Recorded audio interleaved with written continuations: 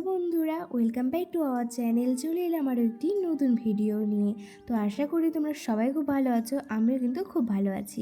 Guys, এতদিন পরে আমি একটা বিয়েবাড়ি ইনভাইট পেয়েছি, তো পুরো দমে সাজুগুজু করে নিয়েছি। আর ওখানে কিন্তু গিয়ে পুরো দমে পেট পুজো করে নিতে হবে।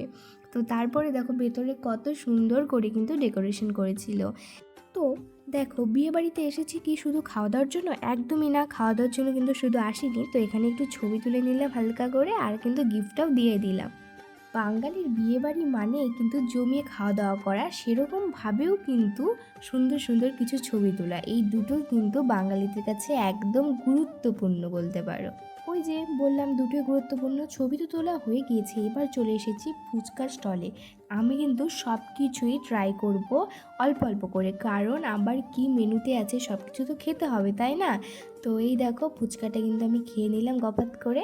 তো চলো এবার কিন্তু আমি কফি ট্রাই করছি। বললাম না সব কিছু একদম অল্প অল্প করে খাবো। আমরা কিন্তু চলে এসেছি এবার খাওয়া দাওয়া করতে। তো চলো এবার কিন্তু জমিয়ে খাওয়া দাওয়া করা যাক।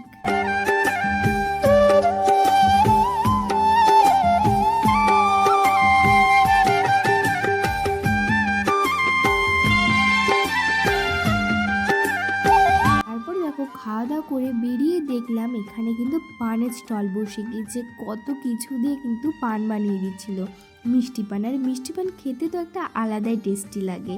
তো আমি দেখো আগেই ব্লগটা যে চালু করব সেটা ভুলে গিয়েছি, আগে পান মুখে ঢুকিয়ে দিয়েছি।